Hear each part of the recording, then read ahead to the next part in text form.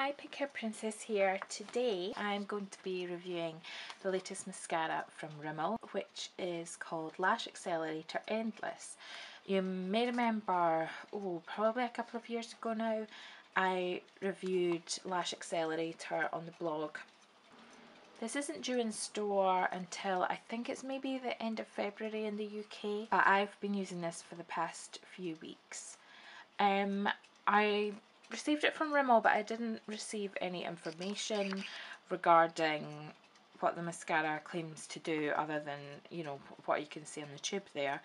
So I don't really have much information about it. I'm not sure if this is going to replace the original Lash Accelerator or if it's just another product that's going to be within the range. I'm not sure, but I would have to say bottom line is I think I prefer the original Lash Accelerator to this one.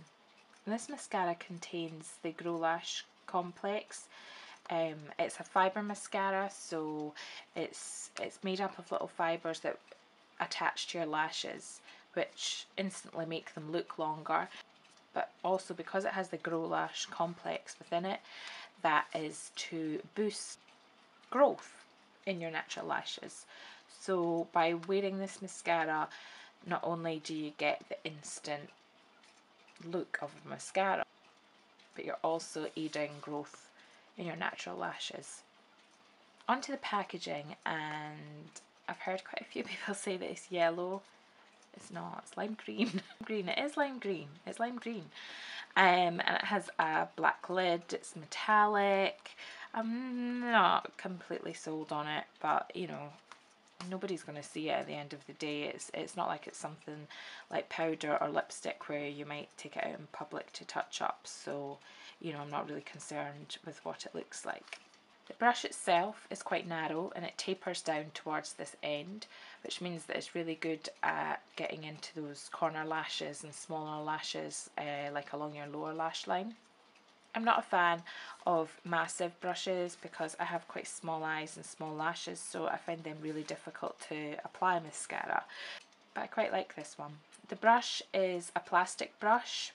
It's not natural bristles. I know some people prefer the natural one, but I actually got on okay with this one. The bristles themselves are quite short, and you can see the brush is very flexy.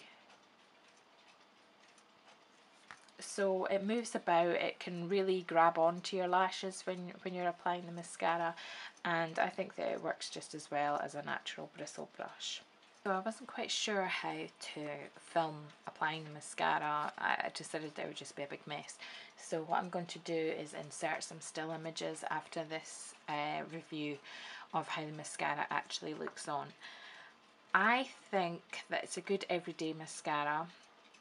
It's reasonably black. In certain lights I didn't find it was black enough, especially when I had on quite a kind of bright eye makeup, eyeshadow and things. You get volume and you get length. It's supposed to be a fibre mascara. I didn't find it was too fibery. Normally when you take a mascara like that right out of the tube, you can kind of see it, it's all wispy, and this one wasn't like that for me.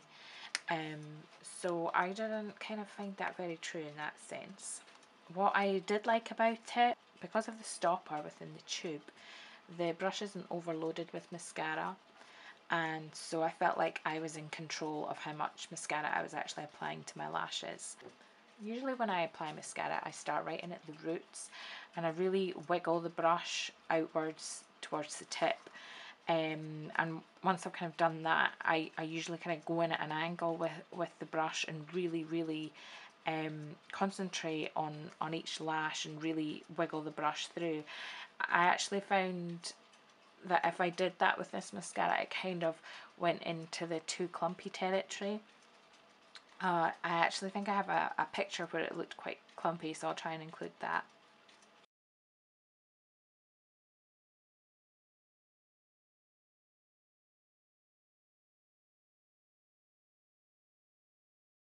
So what I prefer is just to sweep this, just from root to tip, just sweep it and actually apply as little as possible.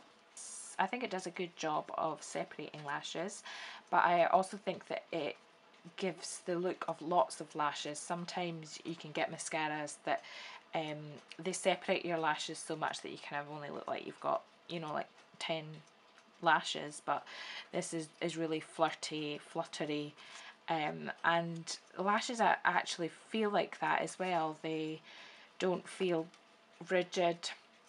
They don't look stiff. It holds a curl really well. I always curl my lashes before I apply mascara anyway, but I found that this mascara held that curl really well.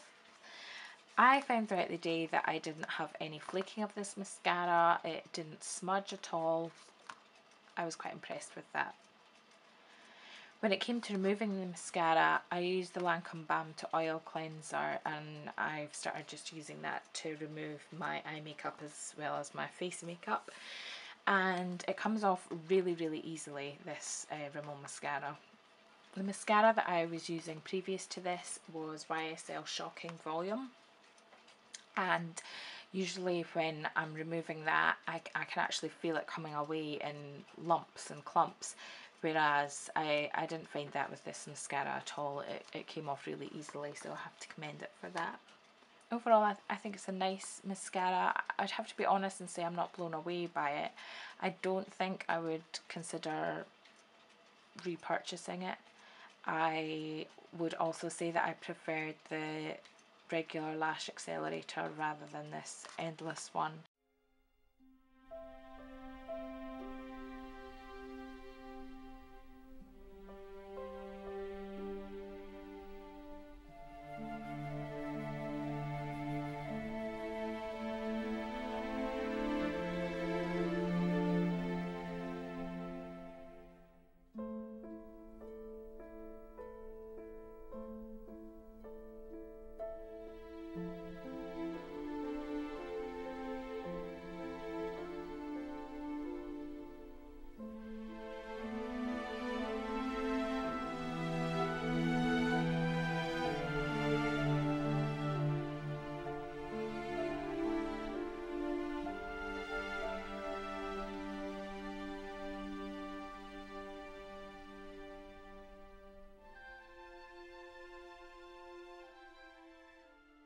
So thanks very much for watching, and thumbs up if you like the video. You can also subscribe to my channel.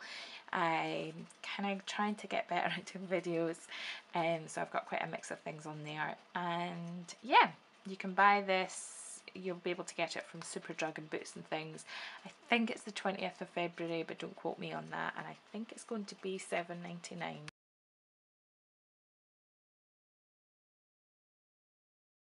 Comes in this black and lime green. This is lime green. The YSL, the volume 1. What's it called? I'm going to show you some still photos. I'm going to show you some. I'm not a fan of huge.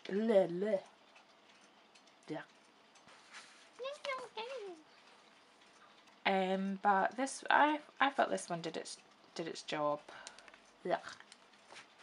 I found that it held the curl really. Ugh.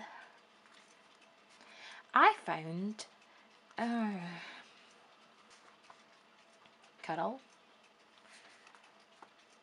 curl. I didn't find throughout the day that I had any flaking or any smudging. Why am I talking like this?